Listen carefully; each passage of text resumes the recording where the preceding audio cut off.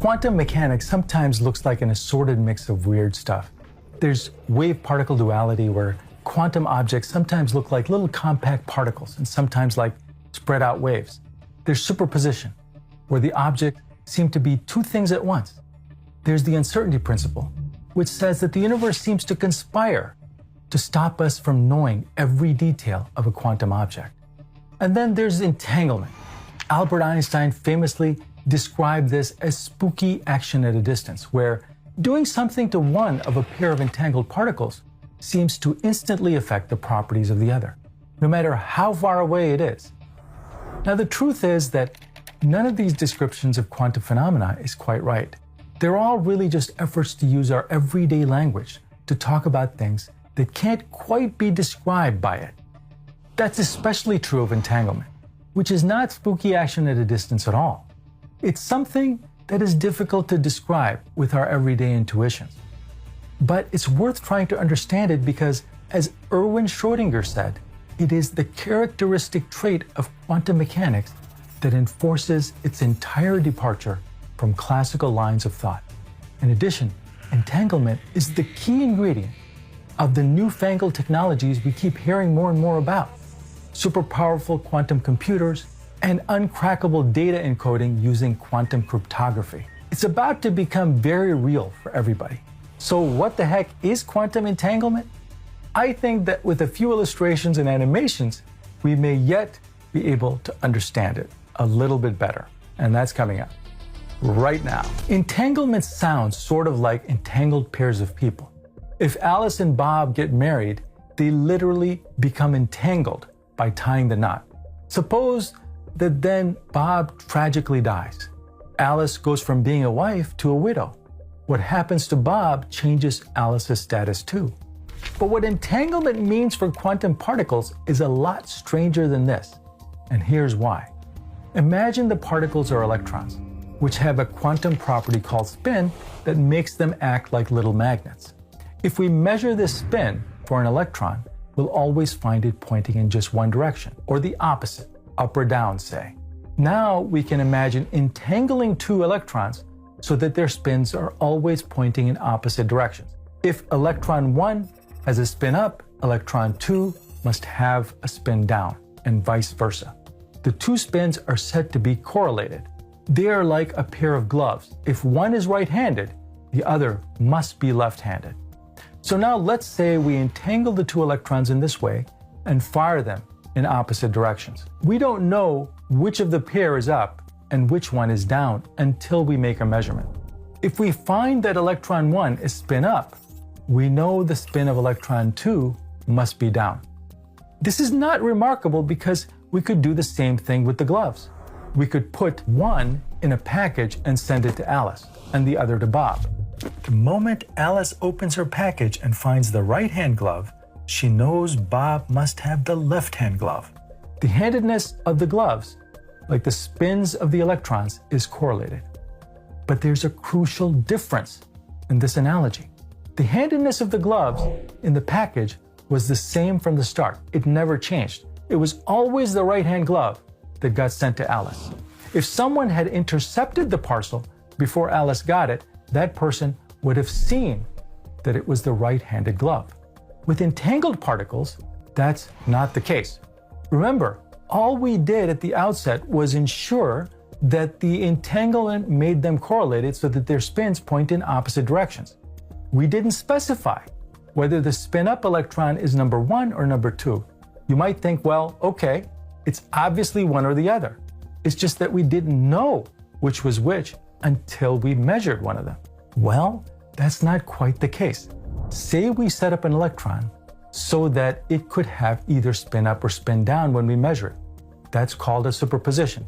Then the electron's spin orientation simply isn't described until the measurement is made.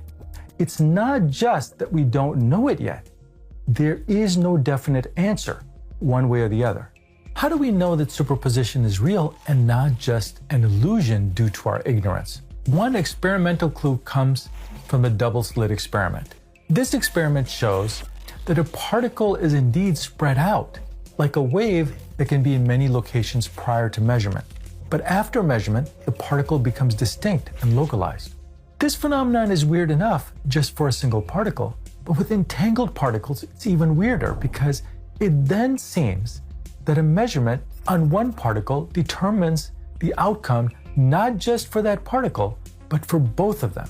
When we only measured electron 1, the measurement not only forced the universe to choose between spin up and spin down for that particle, it forced the opposite choice for electron 2 because of their correlation. Albert Einstein thought up an experiment like this in 1935 in collaboration with two younger scientists, Boris Podolsky and Nathan Rosen. They are referred to as EPR for short by combining the first letters of their last names. They didn't do this to show how weird quantum mechanics is, they did it to show that quantum mechanics could be incomplete. In this experiment, it looks as though by making a measurement on particle 1, we're triggering some effect that influences the spin of particle 2. And according to quantum mechanics, this happens instantaneously. It takes no time for the effect to be felt by the other particle. But that's impossible because Einstein's theory of special relativity, devised 20 years earlier, said that no influence can be transmitted faster than the speed of light. It was as if, as Einstein said, there was some impossible spooky action at a distance that passed instantly between particle 1 and particle 2. Because of this, EPR reasoned that the whole idea of properties of quantum objects remaining undetermined until one measures them didn't make sense. They figured that there must be something, what Einstein called hidden variables, that fixes the orientations of the spins all along, and that we couldn't actually measure these variables to find out the orientations of the spins. That's why they are hidden, but they must exist according to EPR. So the phenomenon that they had discovered, which became known as entanglement, seemed to blow a hole in the logic of quantum mechanics. But others, like Danish physicist Niels Bohr, said that Einstein was just wrong. Bohr said there were no hidden variables, and the fact that entanglements seemed to create these weird correlations between particles was just something we had to accept as reality. There was no obvious way to tell who was right. Scientists remained divided.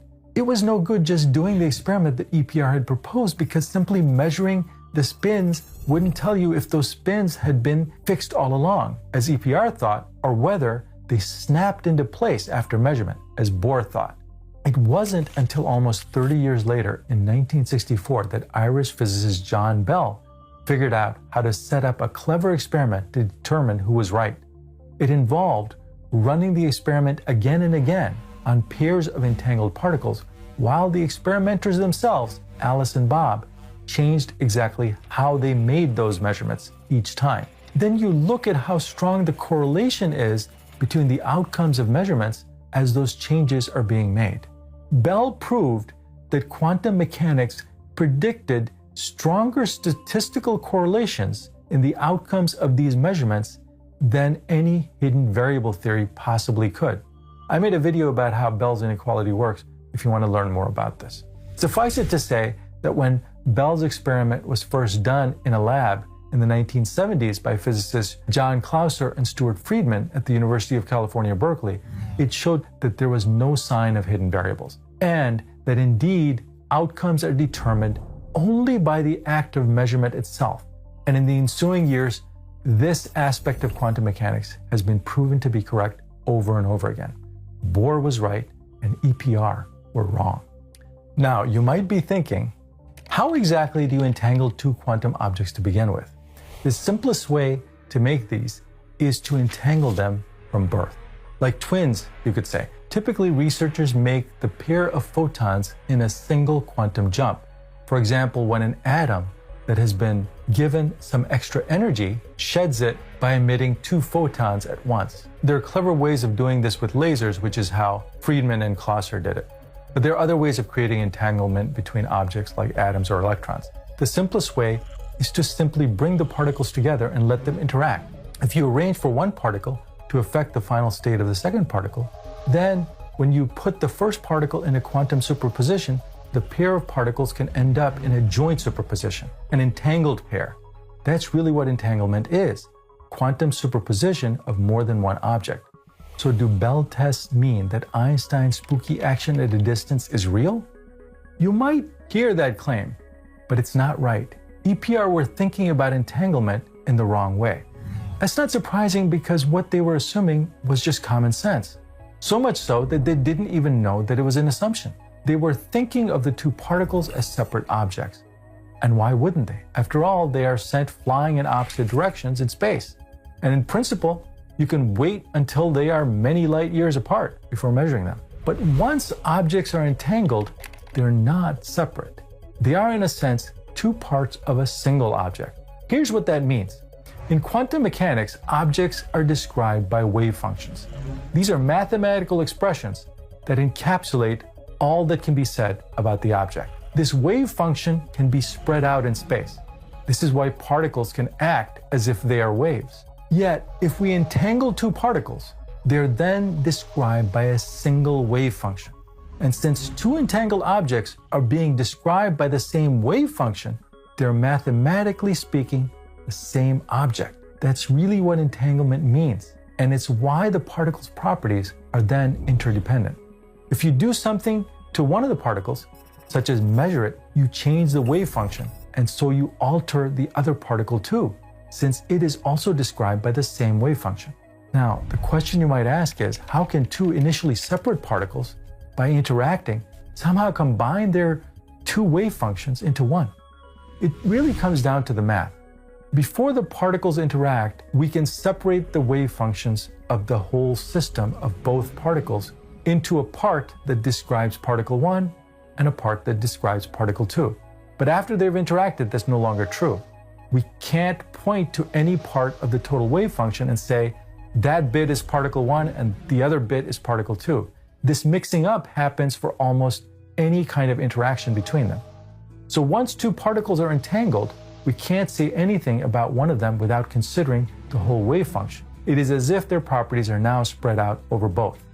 This is why it doesn't matter how far apart entangled particles are located. They're still interwoven by their joint wave function. That's the really strange thing.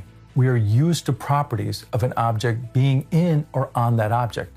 If my t-shirt is blue, the blueness is on the t-shirt. It's localized there. If I have a coffee mug that's blue, that's the coffee mug's blueness, not the t-shirt's. But for entangled quantum objects, their properties can be non-local, spread between both objects. Some of the t-shirt's blueness can be in the coffee mugs and vice versa.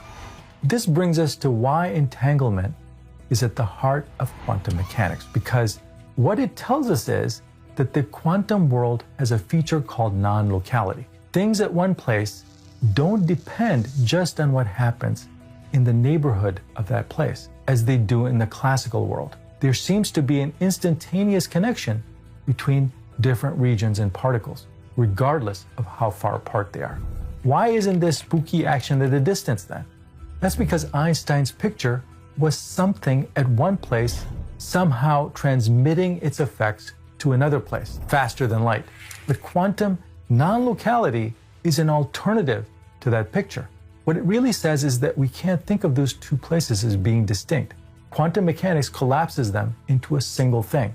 In this sense, quantum mechanics seems to make nonsense of our normal sense of space. In fact, some researchers suspect that quantum entanglement is more fundamental than space itself, and that our notion of space actually emerges from the quantum entanglements that connect objects in a vast web of interaction. What about using quantum entanglement for communication? It's tempting to imagine that entanglement will let us communicate faster than light. Let's say we make a pair of entangled particles and separate them by thousands of miles, so that Alice has particle 1 in China and Bob has particle 2 in the US. If Bob takes a measurement in the US, doesn't that mean Alice's particle in China is instantly affected? Well, yes, it seems so. But when Alice measures her particle, it will seem like a random collapse to her. There's nothing meaningful about a measurement that Alice makes until she finds out how much it correlates with what Bob measured. And the only way to do that is by exchanging information about their measurements, by sending an ordinary message, email, snail mail, carrier pigeon, however they choose to do it. They'll never do it faster than light. This is why it's impossible to use the correlation between entangled particles to send any information instantaneously. Now, there is at least one advantage to using entangled particles to send messages. You can encrypt the message in a way that it can never be intercepted and decrypted without that description being detected. And they'll know that their message wasn't secure. That's why quantum entangled photons sent along optical fibers or by satellite signals are now being used to encrypt sensitive messages such as financial data in a tamper-proof quantum internet that's still under construction. Entanglement is also key to quantum computing. Quantum computers with just a few dozen entangled quantum bits have been shown to do calculations in seconds that would take conventional supercomputers centuries. It's probably going to play a big role in our lives. If you want to learn more about this fascinating world of quantum computing, there's a great course on Brilliant, today's sponsor, called Quantum Computing. It's a hands-on interactive course consisting of 33 short lessons that walk you all the way from some of the basic fundamentals, such as the nature of computation and quantum bits, to building entangled quantum circuits, to advanced concepts such as actually creating quantum algorithms using the programming language Q#. Along your journey, you'll take quizzes and solve problems, which will help you master and retain these concepts long term. It's a great way to learn. Brilliant has, and if you have a question, please leave it in the comments and I will do my very best to answer it. I'll see you in the next video, my friend.